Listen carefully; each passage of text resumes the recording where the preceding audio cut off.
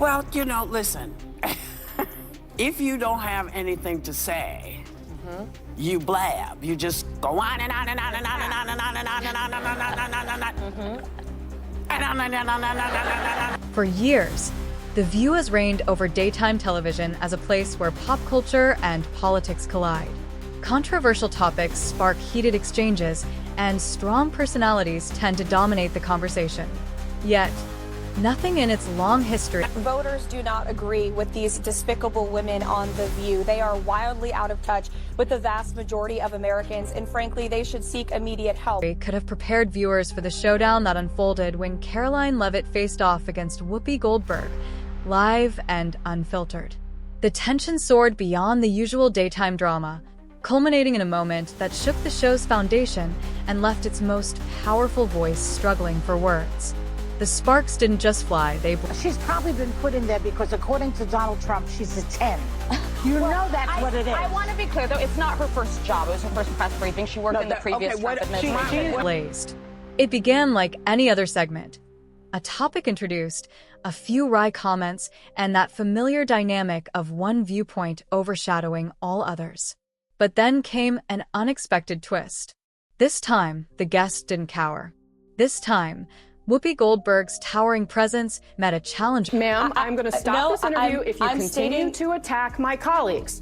I would like to talk about Joe Biden and Donald Trump, who you work for. I am stating facts that your colleagues have stated in the past. Okay, now, I'm sorry, guys. We're going to come back out to the panel. Caroline, thank you very much for your time. Who refused to back down. By the end, the entire show, and perhaps Whoopi herself, found itself heading down a path with staggering repercussions. For a long stretch, Whoopi Goldberg's voice was the heart.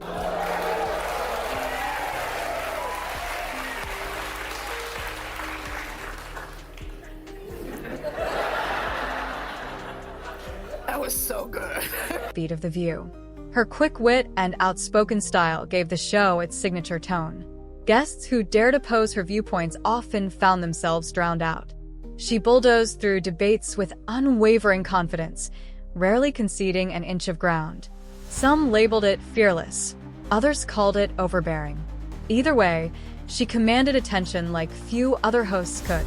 Over the years, Whoopi courted controversy after controversy. There were offhand remarks that sparked outrage among various communities, on-air opinions about sensitive historical events, and more than a few snide comments aimed at conservative politicians. Time and again, ABC stood by her. Ratings were high, the show was trending, and viewers, love her or loathe. In a statement afterwards, this young lady claimed her, quote, on-air snub proves that you-know-who will not be treated fairly in the upcoming debate. Now, do you think this is going to make people doubt whether CNN can stay objective, or is this more the same of, everybody's against me, it's all rigged? Tuned in because they couldn't look away from the train wreck or the triumph, depending on their personal perspective. Her influence on The View was undeniable, but it also carried risk, and those risks were quietly mounting. Then came Caroline Levitt, a young conservative who seemed unshakable in her convictions. In an environment where guests sometimes quake under Whoopi's relentless pushback, Caroline remained remarkably composed. She'd served in the Trump administration, run for office at an impressively young age, and rapidly built a reputation as someone who confronts critical topics head-on. She was no stranger to Rigged, I tell you! Is everything rigged? No, it's their MO. That's what they do. Rachel Maddow said last week, she's like, if the election is lost, it was rigged. If there's a debate, then the moderators are probably biased, and they're prejudiced against me. Political arenas or media spotlights. In fact, it was in those very spaces that she appeared to thrive. Caroline wasn't just book smart, either. She had a knack for weaving hard data into everyday language. Charts, figures, government spending audits. These weren't just stale statistics to her. They were tools, each tidbit of information a pin to pop the balloon of any inflated claims. When she sat down on that stage, face-to-face with Whoopi Goldberg, the resulting friction felt inevitable. Viewers sensed it, the co-host sensed it, and maybe on some level, Whoopi sensed it too. The tension ratcheted up quickly during a segment about wokeness. The conversation began predictably enough, with co-hosts defending social progress. Most divisive and disgusting speech that any president, certainly in my lifetime, has ever given. He essentially waged war on half of the country by saying that we are all a threat to democracy because we believe in putting America first. It's not radical to want to put your country and your own people first. It's not radical to want to have a strong border, a strong military, and to unleash the might of your own economy, not economies around the world. While poking fun at conservative skepticism. Then, in a moment of trademark boldness, Whoopi aimed a direct jab at Caroline. She claimed that without wokeness, Caroline wouldn't even have a job in politics or media. The remark came off dismissive, belittling everything Caroline had accomplished as nothing but a lucky byproduct of progressive activism. Instantly, the mood shifted. Camera operators zoomed in on Caroline's face, waiting for a reactive flush or a stumbling reply. Whoopi, known for her withering commentary. You know, we have seen cultural Marxism trickling its way through every institution in this country. The public school system, the higher education university system, Hollywood, big tech, the corrupt mainstream media that I fought against in President Trump's White House are indoctrinating my generation of Americans into hating our country, hating one another based on race and gender and all of this other BS, quite frankly. Likely expected to see a rattled young politician falter. But Caroline stayed calm. She acknowledged Whoopi's claim with a poised smile that was neither arrogant nor submissive. It was the quiet confidence of someone who came armed with facts, ready to go on offense if needed. Then she fired back, not with anger, but with specifics. She detailed government spending patterns that had funneled money into global woke programs, listed instances where conservative voices were quietly sidelined under the guise of inclusivity, and laid out how these policies sometimes morph into tools of control. You know, listen, if you don't have anything to say, you blab. You just go on and on and on and on and on and on and on and on and on and on and on and on. Right. That's what you hear. Yeah. When they don't have anything to hold you with, nothing to make you think about what they have to say. Rather than compassion. One by one, she connected dots in a way that was hard to refute. And for once, Whoopi Goldberg looked truly uncertain. Whoopi's usual strategy involved quick comebacks loaded with sarcasm or moral posturing. On most days, that was enough to silence or confuse whomever she was up against. But Caroline's composure and unwavering facts left little room to maneuver. Whenever Whoopi tried to pivot, Caroline brought the focus back, hammering home her data and questioning the show's devotion to a buzzword that many interpret differently. They talk at you, not to you, and that's what she was doing, and she was doing it, and it's not new. No. But everybody's hip to you all now. Yeah. And we are anticipating that you are not prepared. Because you keep saying you going and you preparing when you're on the trail. The audience, generally allied with the View's left-leaning tilt, shifted in their seats. The normal applause cues met pockets of awkward silence. Even Joy Behar, often a stalwart comedic ally, seemed hesitant to jump into the fray. The conversation took on an almost surreal tone. The undisputed champion of daytime talk found herself cornered, and the crowd could sense the shift in power dynamics. For a moment, it seemed that Whoopi might double down. She opened her mouth as though preparing for a signature quip, but then paused, perhaps realizing how shaky her footing had become. The co-hosts, usually eager to rally around her, that you saw live on this program yesterday. Joy Behar stirring the pot of controversy after saying this about Caroline. She's probably been put in there because according to Donald Trump, she's a 10. You know that's what it is. Do you want to take this? So you cannot be attractive and smart? I will try to give Joy the benefit, and oh, thank you. I try to give Joy the benefit of the doubt that she didn't see that briefing. Because if you saw that yesterday on numerous topics, no big binder, I think she might have had a different impression of this young woman who held her own. Offered uncertain glances. Caroline, on the other hand, delivered her concluding points with calm precision. The result was startling, a hush that spread across the studio, as if everyone collectively realized they'd witnessed something uniquely historic, a genuine crack in Whoopi Goldberg's seemingly impenetrable armor. As jarring as this confrontation was, It was only one thread in a broader tapestry. It's refreshing to see someone break free from the View's scripted bias. Watching someone... I mean, you would have to give her the benefit of the doubt that she did absolutely no research or reading about anything dealing with Caroline Levitt before she made that remark.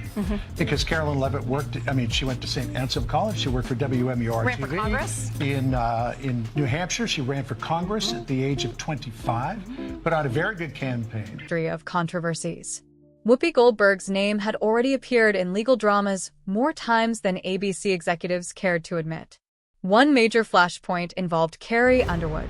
After performing at an event for President Trump, Carrie found herself subject to merciless critiques on The View, accusations that went beyond her music to question her character and her intentions. Outraged by what she saw as a baseless smear, Carrie launched a massive defamation suit that sent shockwaves through the network. Suddenly, internal ABC memos came to light. She lost by 8 or 9 points, but she still put on a good campaign. Then she was the press secretary for the Trump campaign, going on TV literally every day. Well, heavily pregnant and a new mom. Yeah, she's a new mother. And then she goes out yesterday and gives an... And this, again, this is speaking very objectively, because I've watched every press secretary since going back to Marlon Fitzwater. Yeah, I'm that old. And she went out there for her very first briefing at the age of 27 years old, the youngest press secretary ever, and did a terrific job. Suggesting certain controversies were not accidental outbursts, but calculated moves to boost ratings. These revelations cast a new light on the drama swirling around The View. Could it be that certain co-hosts were following a network-approved script designed to ignite anger and keep viewers glued to their screens? Advertisers took note, and some of the more family-friendly sponsors started to walk away. I would like this young lady this is her first job, I would like her to do a little homework. Because she said something yesterday that really pissed me off. And that was, she said, there will be no wokeness here. Oh, yeah. Let me explain something to you. Because without that wokeness, you might not have that job. Yeah. Because women were not invited to that table. Women were not invited to many tables in this nation. Then came Elon Musk. As the billionaire entrepreneur shook up Twitter, or X, as it's now called, the ladies of The View repeatedly painted him as an unhinged threat to free speech. They lobbed accusations, questioned his motives, and implied that his leadership of the platform was borderline dangerous for society. Musk fired back in the courtroom, branding those statements as false and damaging. And so another defamation suit threatened to cast... The reason we fought and busted our behinds to make sure that you didn't have to worry about this. And now to hear you talk about it and to hear anybody talk about the wokeness was put in place for a reason. Because black people couldn't get into colleges. Because women could not get into the colleges they wanted to go to. This is all women. Yeah. See, this is not black, Asian, this is all women. Women were not invited to this party. It was a man's world, and we busted our... deeper shadows on an already battered daytime fixture. By the time Caroline Levitt stepped onto the stage, ABC's legal department was already under siege.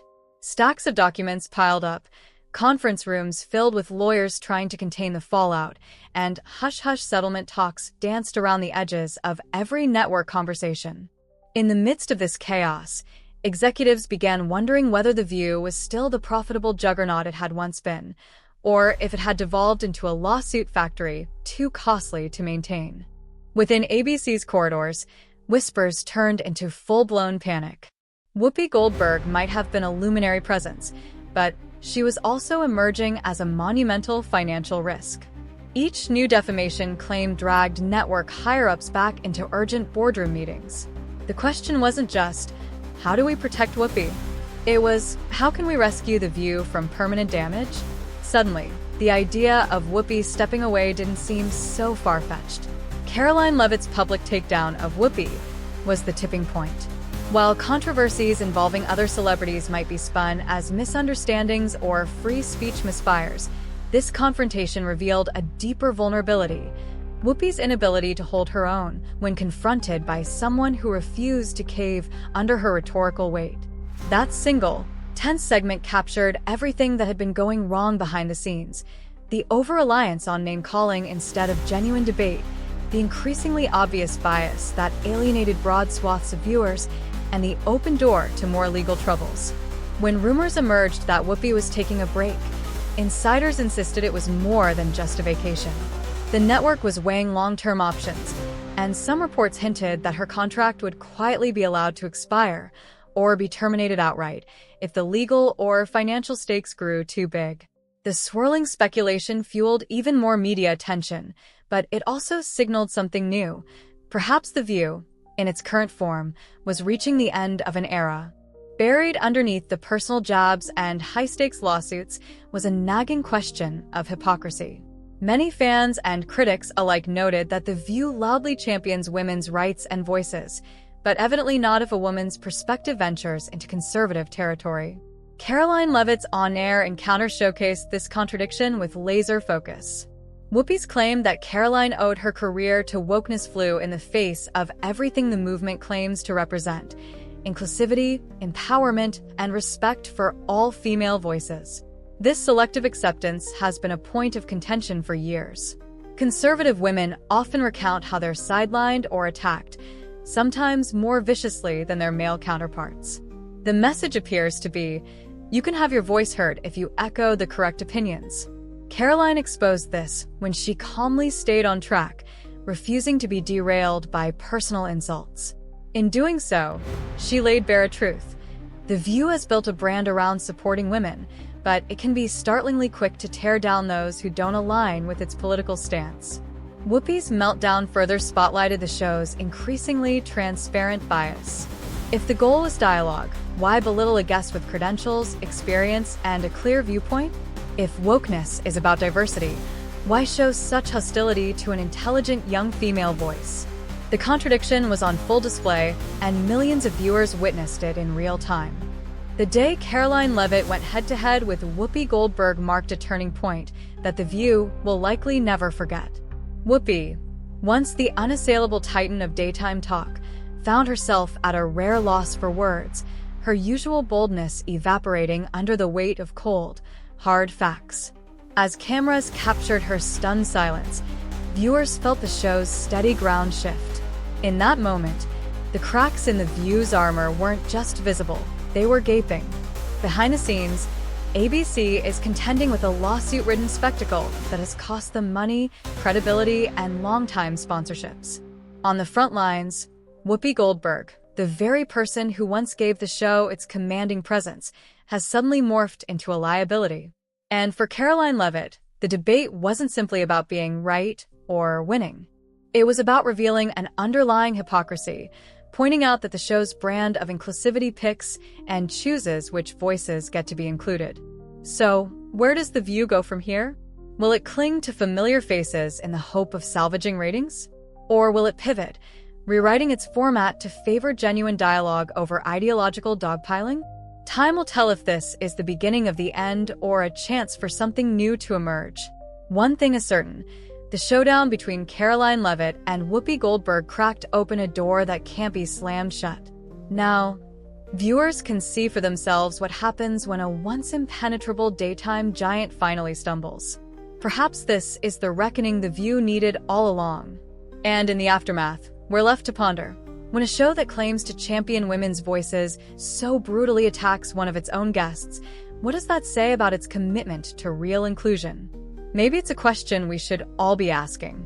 After all, if even Whoopi Goldberg, renowned for her ability to shape the conversation, can't control the narrative anymore, then maybe the conversation is finally, truly open to everyone.